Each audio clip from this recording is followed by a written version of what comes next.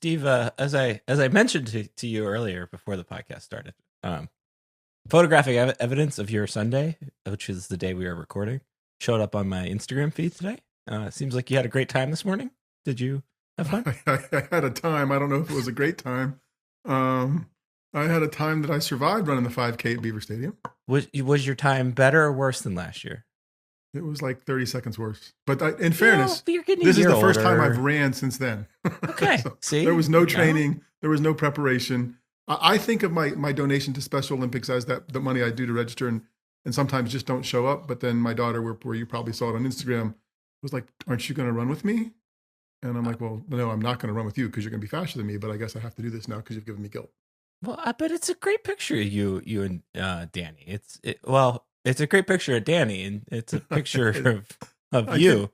I It's That's true because I didn't know she didn't say smile. She just started clicking, so I didn't know that was what she was usually going when to take. people pull out their phones and hold it in this position, that means that they want to take a picture, and you're just like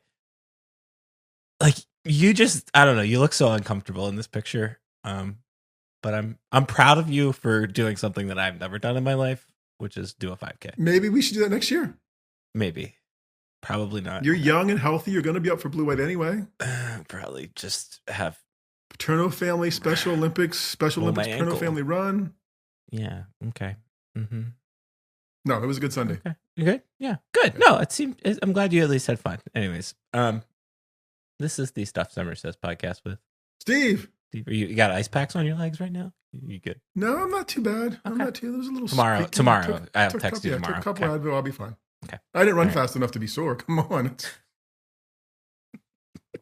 Yeah. Hey, at least you ran. That's all that matters. That's all that fair. matters. Okay. Okay. This week's podcast. It is called. We already did the name. Our guest this week. Very excited guest.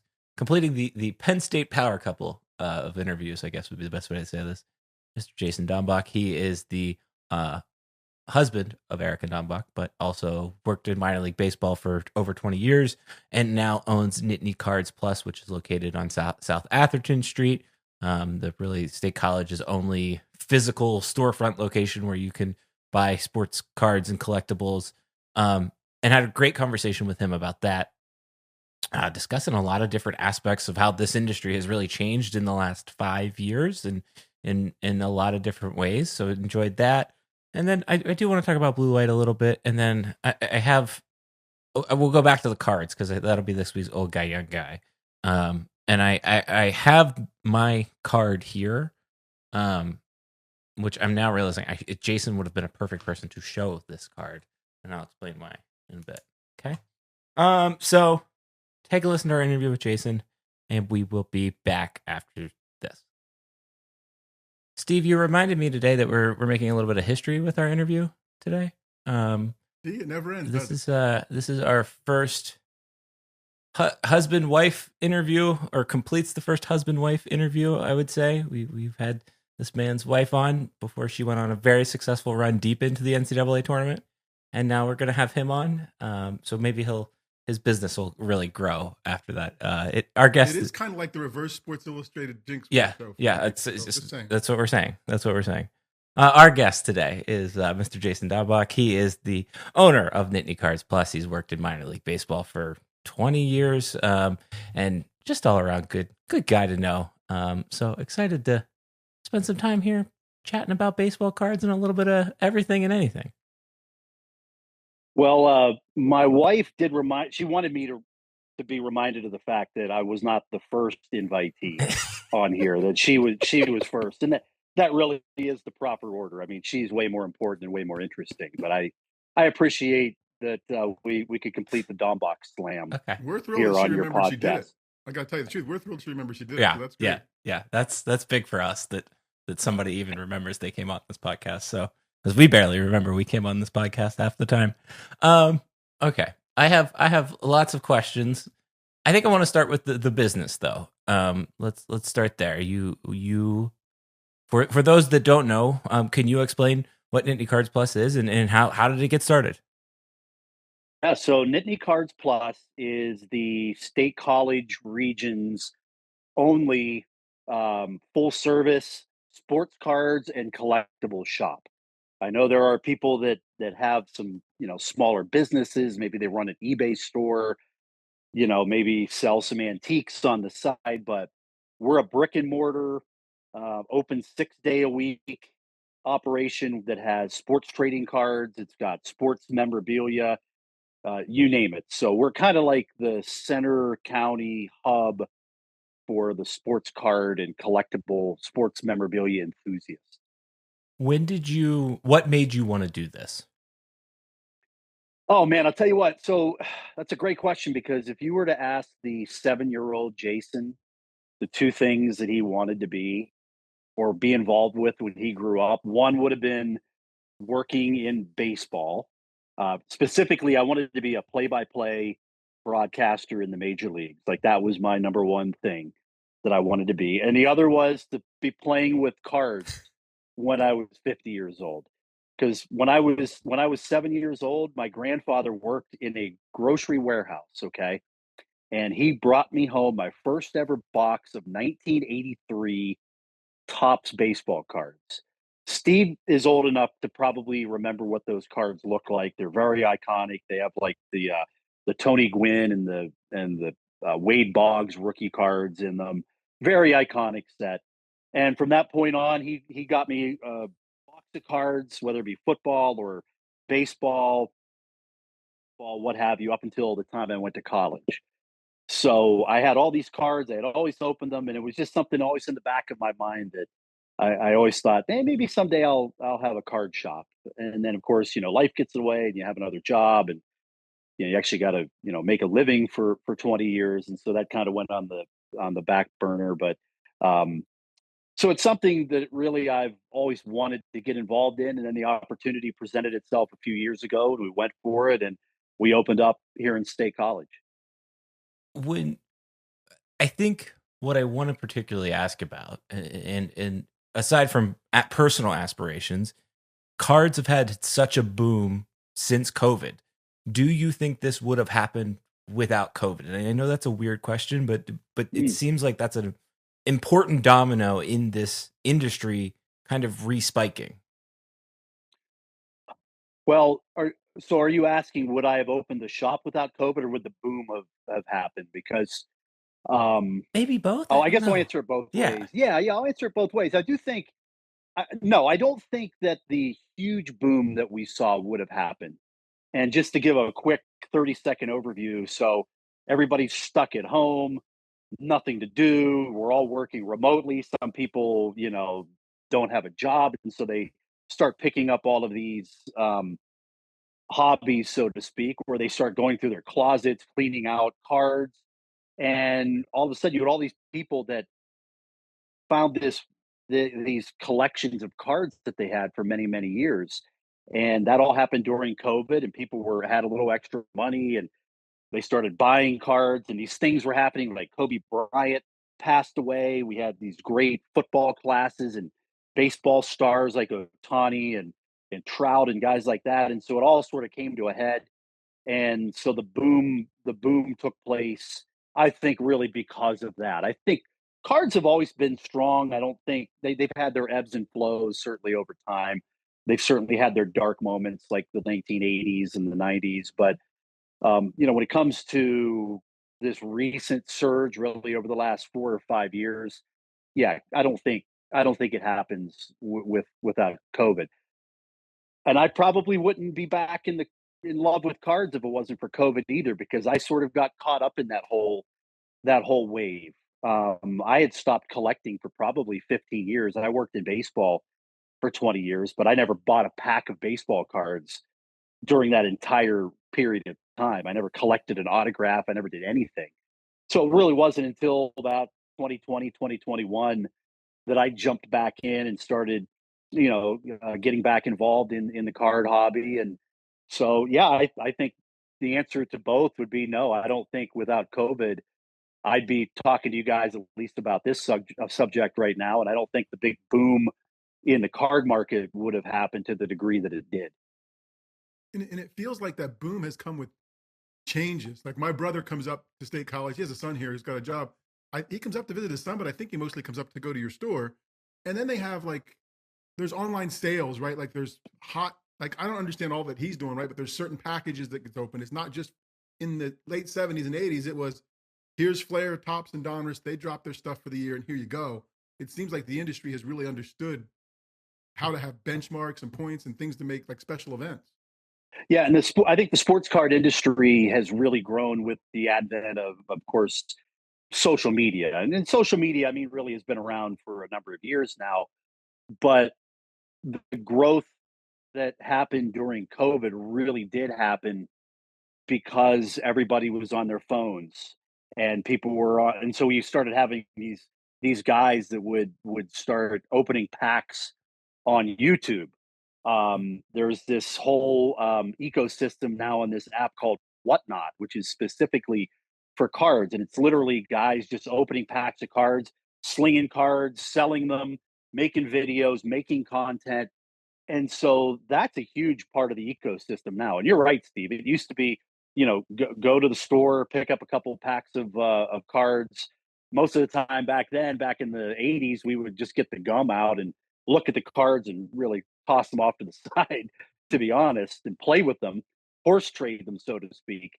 Nowadays, it's become, everybody knows the value of everything now. Even I have 10-year-old kids that come in my store and they're telling me about this card that they pulled that has sold multiple times for $100, or they want to know the value of it. See, like back in the 80s, we knew that the Ken Griffey Jr. rookie card had some value to it, but we had no way, unless you had a card shop you could walk into and sell it to, you had no way to liquidate that. So what's happened now, and I think part of the big boom in the industry is that you can go to the store and anybody, you don't need to own a card shop. You can buy a pack, at Walmart or Target or online or in my shop.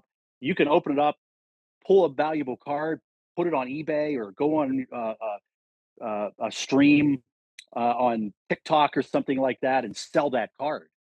So this whole ecosystem has grown.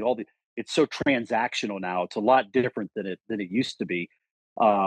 And I think in a lot of ways, people really look at it almost like an investment now too. That you can invest in a player or invest in a particular card in the same way that you can invest in a stock or a mutual fund or crypto or something like that. So I think cards have just gotten caught up in that entire wave, and here we are, and it's still a very strong industry. You mentioned a 10-year-old kid and you have a brick and mortar store. I was down a rabbit hole of Pawn Stars this afternoon. I kind of envision that 10-year-old coming in saying, hey, I think saw this thing sell for $100. Give me my $100, right? Like, so where do you fit in the ecosystem, right? If they can do all that stuff on eBay and whatever else, what makes a brick and mortar store special, and where are you fitting? Well, I think what makes it special and what I'm very proud of what we've created in 15 months, and we're still evolving, but what we wanted to be that community, to be that place where people of all ages could come in. And we see that. I mean, you have the 10-year-olds that come in with their dad, even younger than that. I mean, we have 4 and 5-year-olds that come in with their dad or their mom for that matter. And they come in and pick through our dollar bin, and look for they might be they might like Shohei Ohtani or Saquon Barkley, and they want something of them. We cater to that. We cater to, we have a lot of teenagers that are kind of very entrepreneurial, let's say, and they're wheeling and dealing at school or in various online channels. And then we have the hardcore collectors. We have the people that just want maybe a piece of Penn State merchandise or Phillies or whomever. So we kind of are that melting pot of all of those different, those different constituents, so to speak. And that's where I think a hobby shop fits in. We're kind of that place that you can come in and just talk about the hobby, because it's amazing how many people are into. We all know, we live in State College, right? And we're all connected to State College in some way. We know how much people love sports and how important sports are. You can come on our shop and just talk sports, or you can come in and we can talk cards. We can talk about the memorabilia market. We can talk about what something is worth. And so to me, that's the biggest thing that we can offer is that, yeah, we sell stuff and we buy and trade and you can do all that, but it's just a place to come in and hang out and talk. It's kind of almost like a barbershop effect, so to speak. That's what we like to be. We you don't have to come in our place and spend hundreds of dollars. You can just come on in and let's hang out and talk and enjoy each other's company. So that's really kind of where we fit into it. But again, it's this industry of cards and memorabilia. The consumer is smarter than ever. And so the number one thing I tell myself and I tell my customers, look, I'm not the expert. I just happen to be the guy that decided to open the door. Doesn't mean I know everything about everything. I certainly don't. I'm not a real good investor when it comes to my personal collection, so to speak. But we kind of we have the ability to open the doors and help each other out and talk about the hobby. I I hear from you there like a very similar mentality to record stores. And I kind of maybe want to get your take on what is the value in this quote unquote digital world of physical media. And I think we're seeing that boom in record stores a lot, but also hear that with cards, people actually being able to put their hands on something. Why are we so drawn to that? Yeah, it's really interesting. About right around the COVID boom, there was this big push, of course, with crypto and Bitcoin, and I never really got too deep into that, so I don't even know how that industry has gone. But alongside of that, the card industry, because it was booming so much, decided to create all of these digital products, and so they were trying to create basically another industry where you could open a pack of cards, but it lived in the digital world, and there was even values to these things. I saw cards that were on e-cards, so to speak, um, that were selling for thousands of dollars, but you couldn't actually you don't really physically own that card. You own, this digital version of it. And I'll be honest with you, that I think that fad has passed in our industry.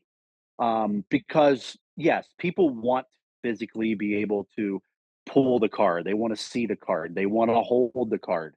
If it's an autograph card by a player, they want to be able to look at it and kind of that connection you have when you were a kid, like, oh my gosh, Mike Trout touched this card, or Saquon Barkley touched this. Oh my gosh, I'm never going to wash my hands again. I think that really never leaves us from when we were a kid, and so that is something that's I think draws people into our shop as well. You can come in, get a pack of cards. I tell everybody, you can buy the same boxes that I sell, the same single cards. You can buy them on eBay. You can buy them in other online channels, but we're the only place where you can actually physically make the purchase, get it right away, open it up, talk to an owner, talk to other collectors about what you pulled, getting that sensation of finding a rare card or a rare collectible. There's just nothing beats that. So you can't replace the physical aspect of what we do and the collectibles industry. I think there's just something special about that, and I don't think it'll ever change. Is there an NIL play here being centered in the state college community? And what has that been like between either cards or which I know that there are Penn State cards now, but then also collectibles as well? Oh, it's huge. I mean, it's opened up a whole new industry. If you think back, you guys know this as well as, as anybody, any two people. 5 years ago, cards of Drew Aller or Nick Singleton or Cam Ward or Shador Sanders or you name the biggest stars in college athletics, they didn't exist. You had to wait until they were done with their eligibility. Now it's opened up this whole new world, and it's been huge for us. I mean, being obviously in a college town, uh, that's been awesome for us to be able to have Drew Aller and Nick Singleton cards, Abdul Carter and Tyler Warren, and these guys that um, just a few short years ago you would not have been able to have a collectible that's fully licensed. great photography on a card made by Topps, who is the king of cards. You have that now, and it's been great for us. Obviously, a lot of folks come in, they love their Penn State cards or just college football in general. But even all across the country, you see it. Places like Alabama, Tennessee, Ohio State, you name it, across the country. Those fan bases now have the opportunity to collect something really cool of the guys that they're watching in on Saturdays. And I don't need to tell you guys, we all know how popular college football is, but for decades and decades and decades, you could not um, find collectibles of players who currently have eligibility. So that's been a huge market for us. I think it's there are still the collectors out there, the hardcore collectors still would rather have an Abdul Carter card with the Giants as opposed to in a Penn State uniform. That there, that section of people out there still thinks that the NFL cards and the NFL collectibles are where it's at. But it's a huge industry, and obviously where we're located, it's been great for us. So NIL has been fantastic, and it's just really cool for the fans now that they can collect things of these guys while they're still in college. With all those things, whether it's NIL, whether you talked about the market and the others, and there's football and baseball and there's collectibles, how do you, what's your strategy for trying to provide access to that stuff, or to decide what you're going to have in the store and what you're not going to have? Well, the biggest thing for us, we and I hope people don't take this the wrong way. We don't want to be a Penn State shop, right? We've got a lot of those around here. We just happen to be located in State College, and we know that a lot of our customers are Penn State football fans, obviously, or Penn State sports fans in general. So we dedicate a large portion of our shop and our showcase inventory to Penn State memorabilia. So we've got jerseys, we've got helmets, we've got cards. Obviously, we've got a large collection of that, and I've taken to really trying to make sure that we have like a really impressive collection of those too. We've got Saquon Barkley autograph cards with a patch of the jersey that he wore in the Fiesta Bowl back his last, the last game he played in college. We have Trace McSorley autographs with memorabilia in them, like really high end, like 3 and 4 figure pieces of memorabilia. And so you just have to know your audience. So we're not a Penn State store, but obviously we carry a lot of Penn State, a lot of Pittsburgh, Philadelphia, and so we cater to that market, but we also cater to just anybody that walks in that comes from anywhere and they can buy a box of cards. And we have autograph cards of probably every college, every NFL team, every MLB and NHL, NBA. So there's something for everybody in our shop. But because we're located in Happy Valley and State College, yes, we make sure that we have all of those relevant player names and merchandise that people not only want to buy, but just want to come in and look at and think is pretty cool.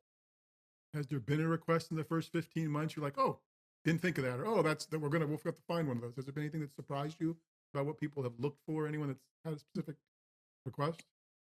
I'll tell you the interesting one this year. I don't know if this really answers your question, but Tyler Warren was huge. Obviously, this year really was, I think, the most popular Penn State football player. I mean, we had people coming in asking for his stuff all the time.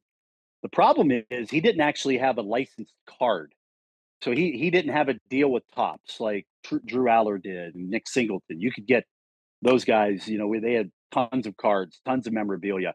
Tyler didn't have as much stuff. And so I struggled for a long time to find things that were signed by him or collectibles with him. And we finally were able to get some jerseys in and a couple other pieces of memorabilia. But we have not had hardly any trading cards of him. So even though this NIL boom has taken place for whatever reason, certain guys, just haven't really gravitated to it, or maybe the opportunity didn't get presented to him. But that was the one I struggled with personally this year was trying to find Tyler Warren memorabilia. and it still really isn't a lot of it out there. But his popularity, as we all know, really ascended this year, and that was a hard one for me to keep in stock.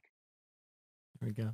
I wanna transition back to your older days of minor league baseball, and I want to know something in particular. How does a good minor league baseball promotion get created?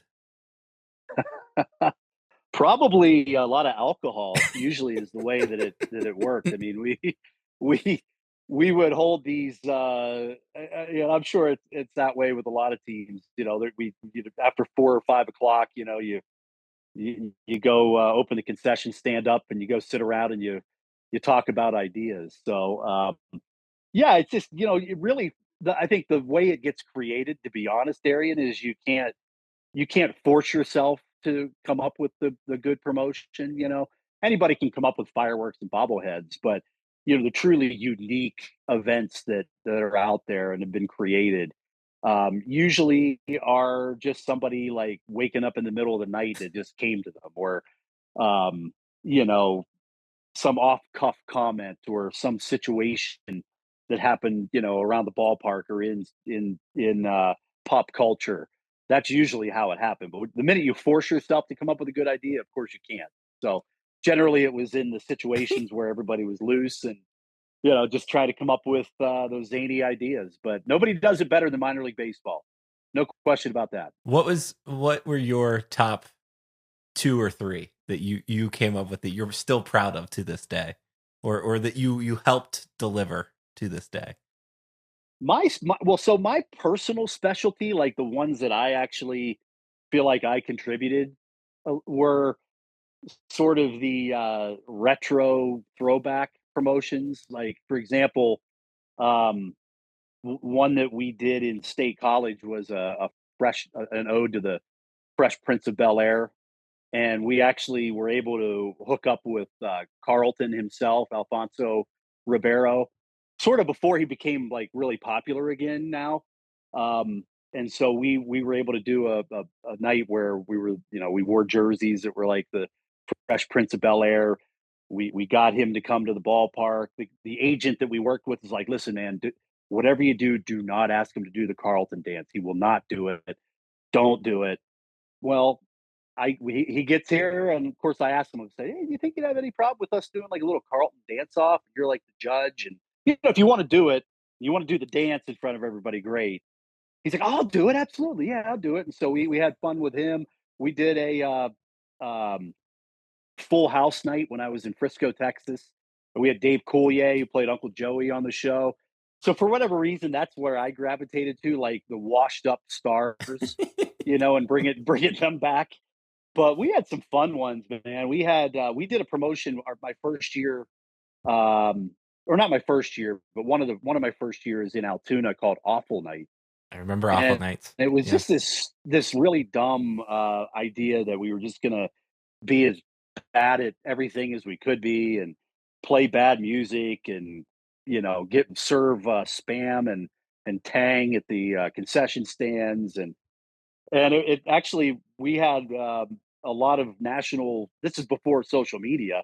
This is back when Steve will remember this. So you'd get faxes, at your newspaper or media outlet, and I remember faxing that to like USA Today and like the New York Times and the Pittsburgh papers and the Philadelphia papers, and we just got a lot of cool publicity from that. So I guess when I was in Altoona, we sort of got known for those fun, zany type promotions. But yeah, for me, it was, I always, for whatever reason, gravitated to like the washed up '70s sitcom stars, that we could get them to the ballpark and make something out of that. They're good. Those are always good. Yeah. People showed up. That's all that matters. Yeah, it's funny how simple people are. You just give them a chance to, you just and like we laugh about fireworks and bobbleheads, but like they really do work. I mean, that kind of stuff absolutely works. Cheap beer, cheap food, and then you sprinkle in something creative now and then, and all of a sudden you have a 70 game promotional calendar filled up. All right. You are a Penn Stater. So I want to ask you at least one Penn Stater question that we asked your wife a question about. That she gave us an interesting story about their milkshakes. But we want to know your go-to creamery ice cream flavor. Oh, you know, um, this is going to be really weird to say. I probably have had creamery ice cream like twice in my Wow. life. Yeah, so I didn't go to Penn State. That's the Right. number one thing. So I just live here now. Um, so I don't know that I could even. This is going to be really embarrassing. I don't know that I could really name many of the different ice creams Okay. they have there. I just haven't been there too much. Okay. We can I change guess that. I'm just too much of a workaholic. I don't know. There I you never go. make it up there. But I do have a 6 and an 8-year-old daughter, and they always want to go to the creamery or the other place, over on South Atherton Street. So they're ice creamaholics, and so I'll find out in due time. Okay. I If you want to. go to Meyer Dairy, what are the flavors? Yeah. Oh, at Meyer Dairy, yeah, chocolate marshmallow at Meyer Dairy. I love, you brought it up, Steve. I think Meyer Dairy is phenomenal. Like you can have the creamery. Everybody else can have that. I'll take Meyer Dairy. I'll be contrarian. Yeah, we are Penn State specific broadcast, and they haven't bothered to sponsor us or anything either. So like, and you can't acknowledge, you got to acknowledge the obvious. There's two places at least for ice cream in town, so that's fair. Absolutely, So, absolutely. You don't have to. You don't have to stay in Darren, you're line still for sitting there. You haven't creamery. fallen off your seat, have you? It's fine. Okay. I know. I have come to learn that you townies are a different way about your ice cream, and wholeheartedly believe that Meyer Dairy is better. I will say it is neat to get your milk in a glass container, or your lemonade in a glass container. That's the good one. Hey, it's a throwback. Yes. There you go. Yeah. It's the throwback place. There you go. You're It's so like we're going consistent. back to the 50s. Yes, exactly. Jason, where can people find the shop? What are your guys' hours? Just let everybody know how they can check you out. Yeah, so we're on South Atherton Street in State College, 1631 South Atherton Street. Plug us into Google Maps and you'll get there. We're open 6 days a week, pretty much 10 to 6 every day, 10 to 5 on Saturdays. Yeah, come on in, check us out. We'll talk to you about the card hobby. And again, probably more than half of the people that come in aren't serious collectors or anything like that. They just like to come in, maybe grab, a gift, or they have a favorite player. Obviously, Saquon is huge right now. He always was, and now, obviously being an Eagle and having won a Super Bowl, he's extremely popular. Your Patrick Mahomes, Shohei Ohtani, kids come in all the time. I'm always stunned by who certain kids, their favorite players are. A lot of Tyreek Hill fans out there for whatever reason. I don't know why that is, but yeah, Tyreek has a lot of fans up here for whatever reason. So we can help you. We can help you find something with their autograph on it, or just a dollar card, whatever the case may be. We have over 20,000 autographed items in our shop, whether it be a card, whether it be jerseys, helmets. We have a lot of autographed memorabilia.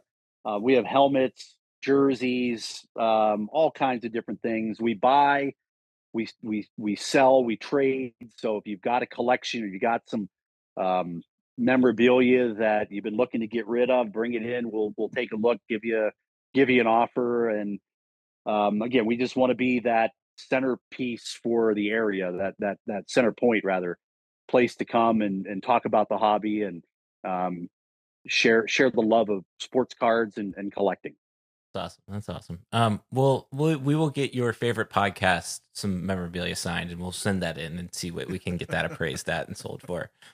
Hopefully it's above free, above at least anywhere from a free to $1 is all we'll ask for on that price. I've got a dark corner of my shop. Okay, that perfect. I can put Thank that you. in. Good. Yeah, Thank you. Good spot, it's Derek. Good job, Derek. great spot. Thank you. Absolutely. Thank you.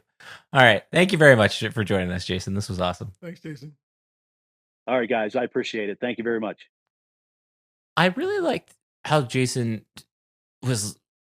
I have felt a little intimidated in terms of getting into the card thing, because it's everywhere, But Jason kind of laid it out like, you don't need to be into it. You can just walk into the store and grab a pack and still like get that feel. And I think that was what was interesting. And when he was talking about, going into the store and having that physical pack to walk out with, exchange the currency, even if it's on a credit card or debit card these days, like there is something neat about that. And we recently got a new record player, and so we've been buying more records, and it is fun to like walk out of the store with it, the physical media. And it was interesting to hear his thoughts there on that. And I think talk about a perfect, like seeing a good opportunity and taking it, and a perfect opportunity for it. You're in a hot market in terms of as he pointed out, Penn State fans, but just really sports fans in general. The center region of the state has a lot of passionate sports fans in it that need something like this, and I think that's a cool opportunity that they have there. I think they're a destination spot. People go there for the community piece of it. And Jason's, honest about what he does. Hey, I'm not the biggest card expert, but I'm kind of providing this place for this community to happen, and that's what sports is about. It's about a community. It's about a shared passion for something. So it's great. And he's doing 20,000 signed items. That's amazing. That's right, along with all the other stuff. So it's cool, and I'm glad it exists. And I think I hope it keeps going well for him. It seems like the first 15 months have been good, and I hope it keeps going well, because it's not like it's a town needs one of those, but a town, it's kind of cool when a sports town in a community that's sports centric has something like that in it. Sorry. No, I think that's a good point, and I think it's an interesting point, because like there's the whole idea of the third place, right? Like in terms of like your home, your work, and then you need that third place. And I think for in particular kids in particular, like that's a good place where they can go, as he was talking about how young he's seeing kids come in and be excited about the hobby and the industry.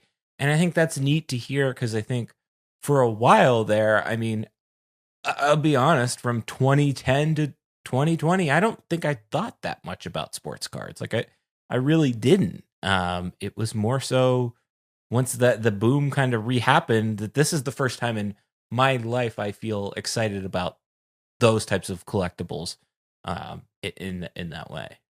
Yeah, it's been interesting to watch sports cards places ebb and flow through the years, and the industry ebb and flow. The digital stuff kind of came and went, as he talked about, but the cards have a place. That's that tangible item, kind of like your records and whatever else. And I think it's cool that it's going well for him, and he's listening to people too, and trying to figure out what they want and to be that place for them. Yeah. So I think that's a great thing. Yeah, cool.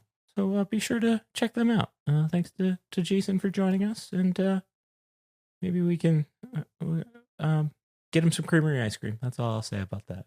That's all I'll say. You like I said, you townie people love your Meyer Dairy, and I think Mrs. Sampson will tell you that it all tastes the same. That's not true. That's a lie. That's a lie. There are various ice cream places in Frederick, and no. The second creamery place, the Meyer Dairy all tastes the same. No. She would tell you that it's all the same. That's a lie. She's lying. I'm not going to tell her that. And since she doesn't listen, it doesn't matter what you say. That's why I can say that.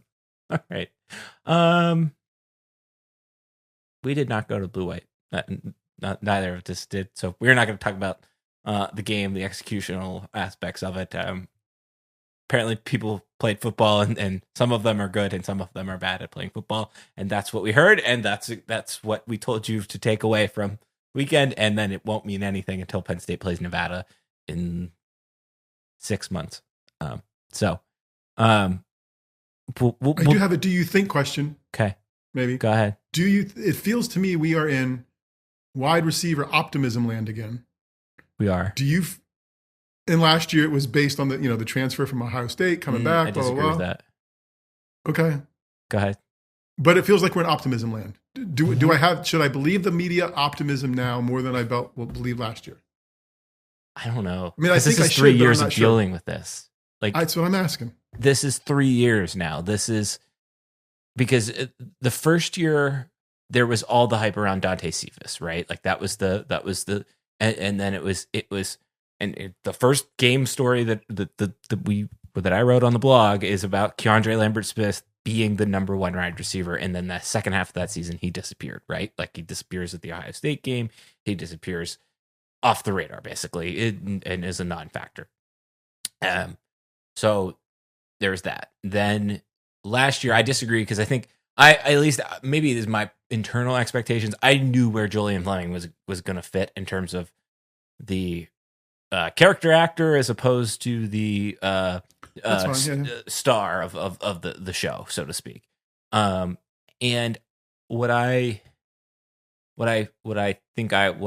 I felt about it was I was fine with it because Tyler Warren was so good through the entire season, and then of course it all backfired dramatically in some ways that I think you could plan on that actually happening, because it was like, well, we don't have a contingency plan. You take away Tyler Warren, not really many other people to throw the ball to.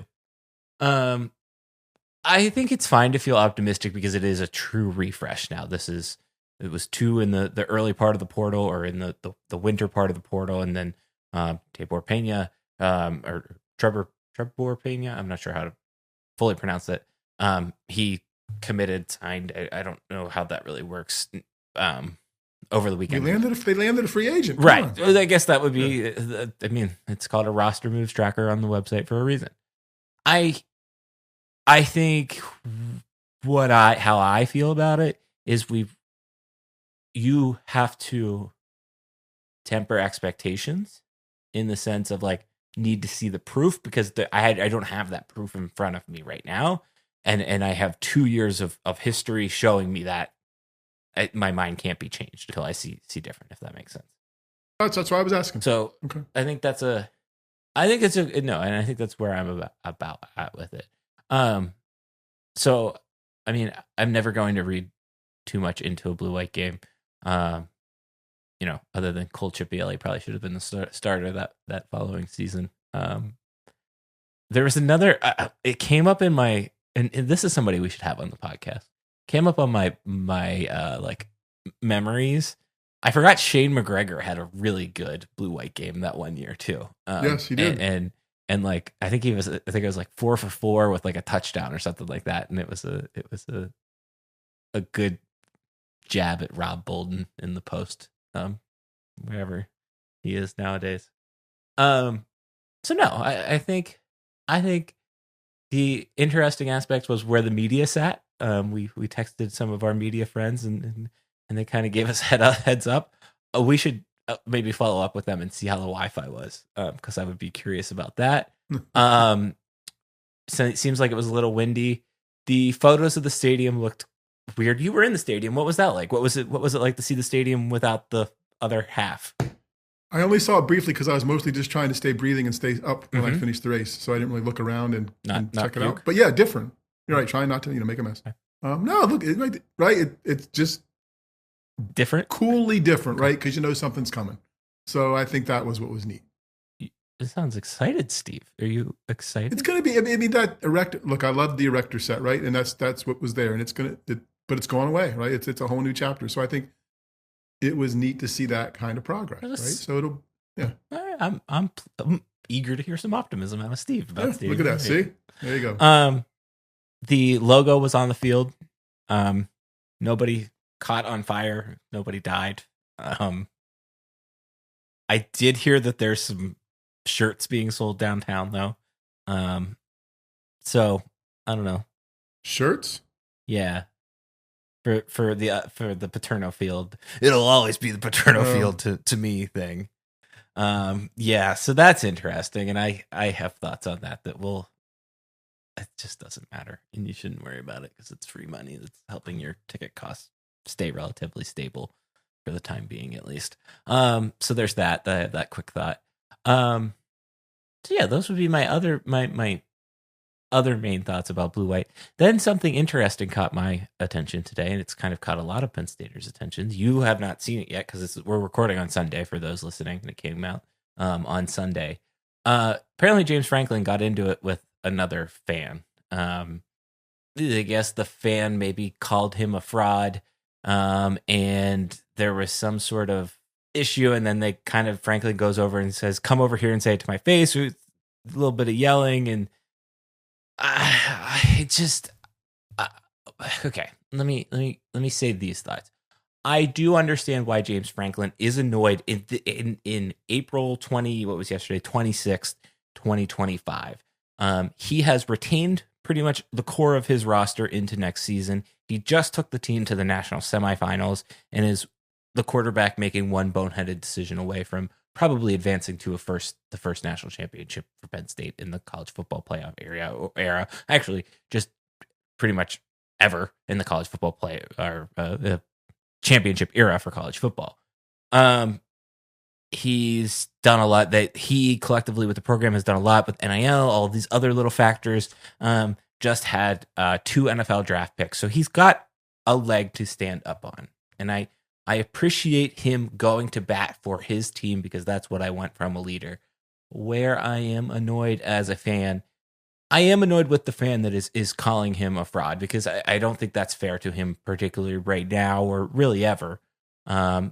But where I am annoyed with him is this is now maybe the 3rd or 4th time that he has done this. And it's just not a great look that I don't understand why he feels the necessary to go and approach fans that way. Just let it go. Like this is a part of being an athlete. And maybe if it was derogatory or nasty or over the top, sure. But like, it kind of just seemed like this guy was a little drunk and was like, Franklin, you're a fraud. And not necessarily like defending that fan, but it's just like, that's going to happen. And it's going to happen 150 times a season. Like it happens 150 times in my section for Christ's sake. Like it's just going to happen. And you're kind of have to deal with that as the leader. And I thought we turned a stone on this and we didn't. And it's annoying and I'm tired of it and I don't want to see it anymore. I don't. That's how I feel about it.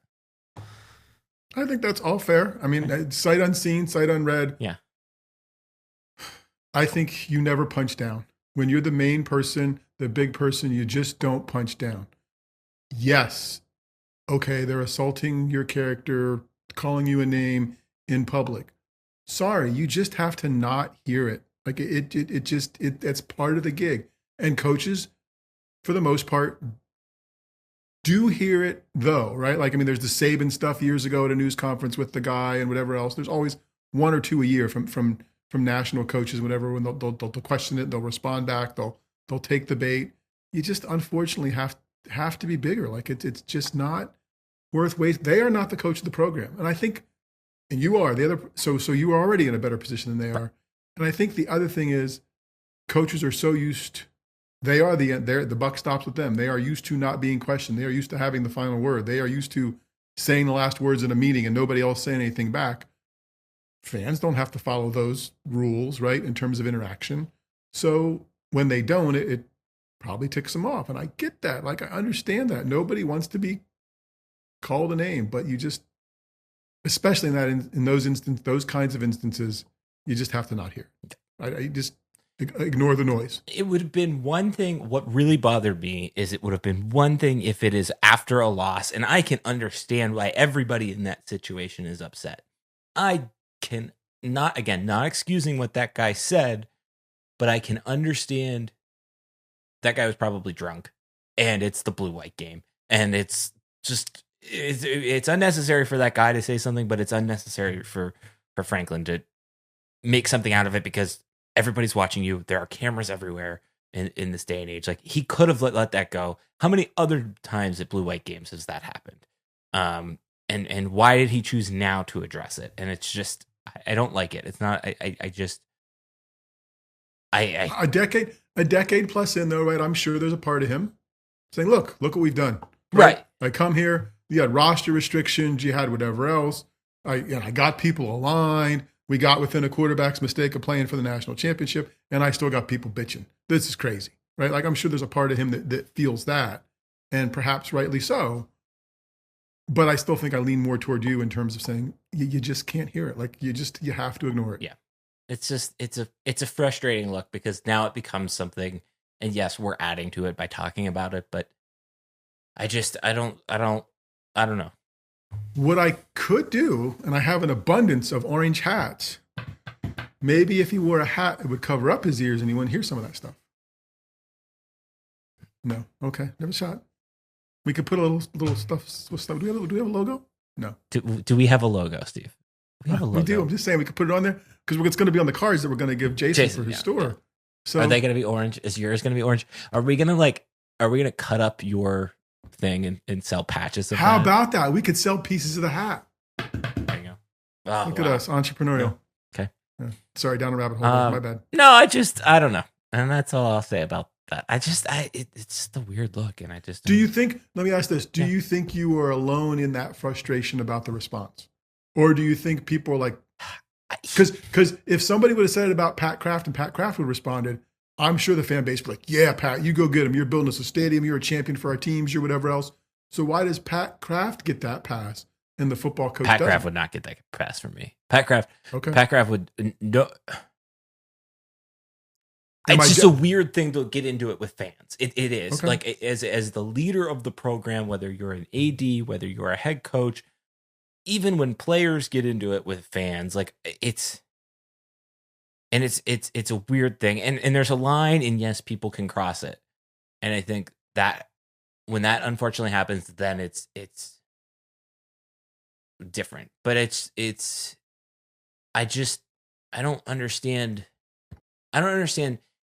in that situation of a blue-white game why you have to go address that.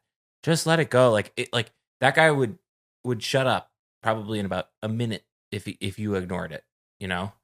I agree. Why pick it then and there? And I think if Pat Kraft were to do that, like I think I don't know. I think like when the Ohio State game, I think it was the Ohio State game was when it happened the last time around at home, and he kind of got into it. Like I think if that would have happened with Pat Kraft, like it would have been just the same look, and it would have been disappointing on all parties again. And it's just a frustrating look, and I don't know. It's missing leadership is how I feel about it. Maybe. Okay. Yeah. I don't disagree. What's that? I don't disagree. Yeah. No. Okay. Anything else? Blue White weekend? Anything going on? Shout out to Pav. No. We should shout out. Shout out to men's volleyball making a run. Making a run through the playoff EIVA. game this weekend, which is great. Three straight sweeps to reach another NCAA tournament, and I know that they win. I think this was their 38th EIVA tournament. I think was what they won. But like, and they go to the NCAA tournament a lot. But this season had a lot of ups and downs. So to see them succeed that way was neat. So yeah, I'm excited about that.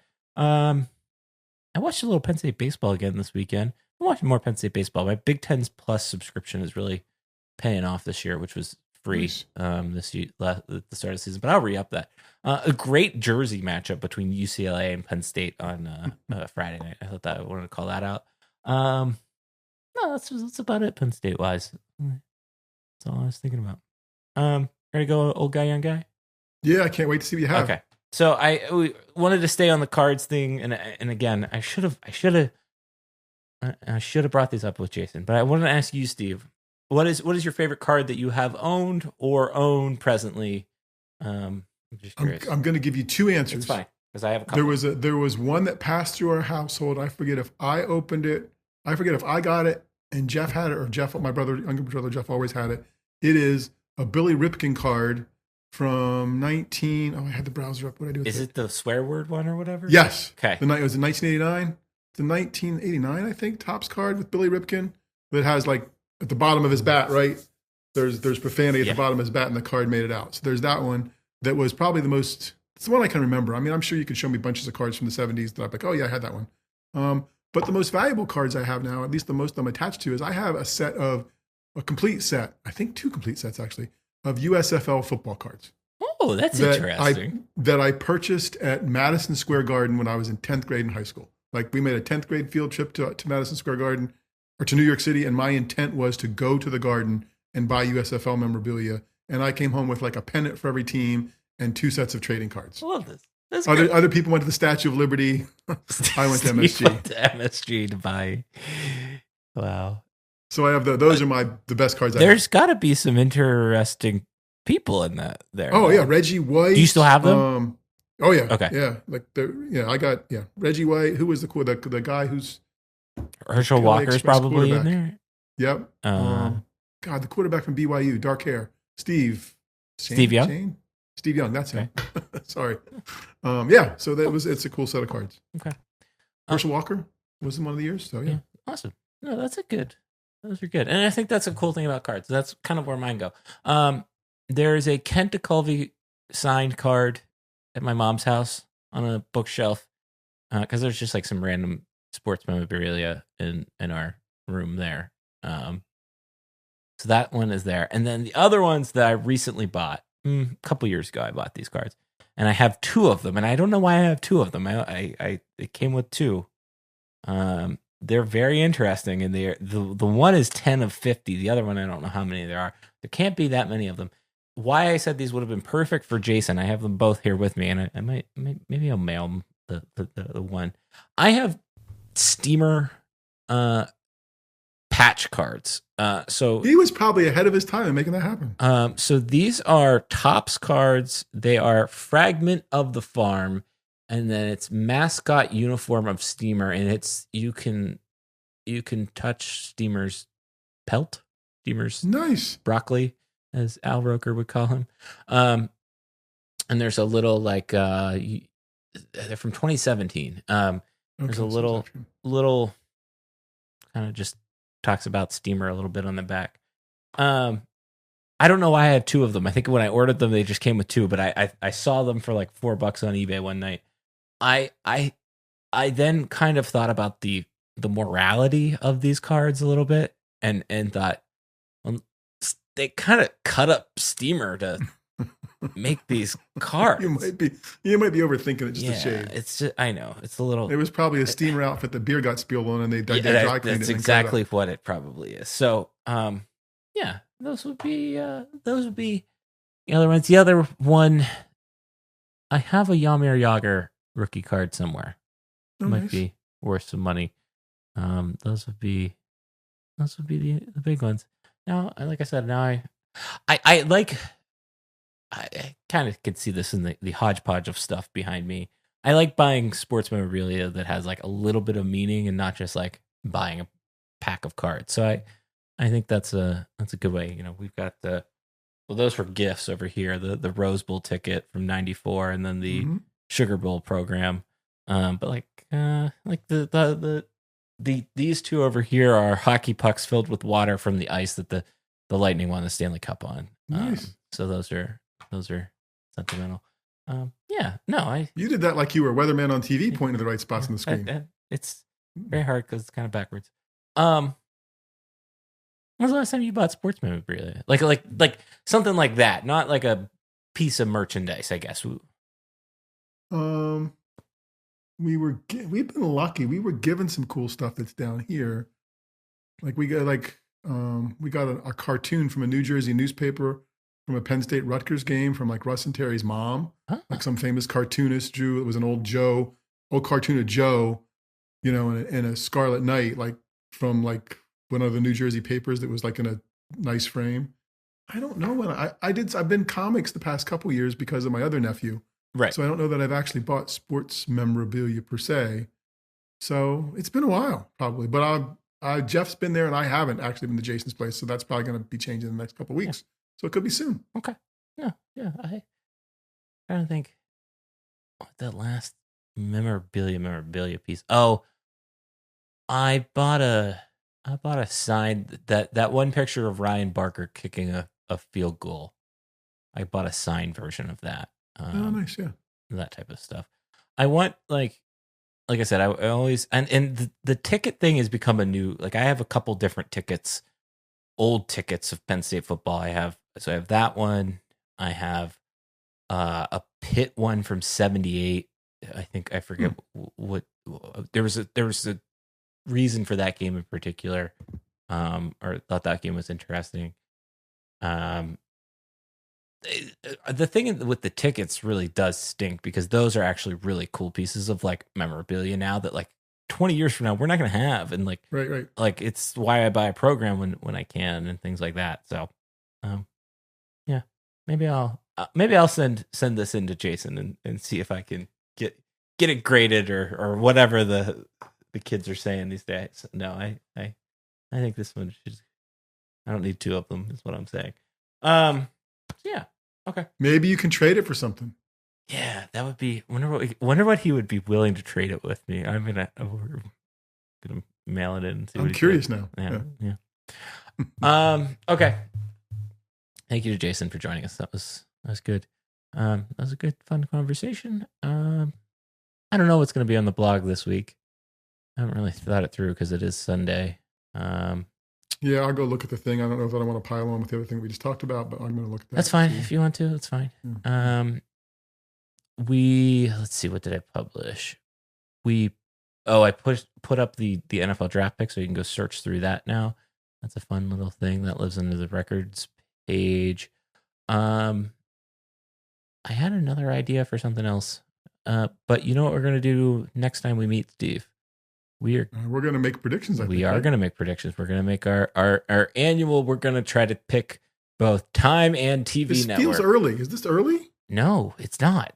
Because upfronts are. We did this. I know. Upfronts are the week I'm in the Dominican, and that's the week of like the 12th, and so the week of the 5th was about. It's good. I'll have to do some research and then some fingers to the wind and some hoping and guessing. It'll be fun.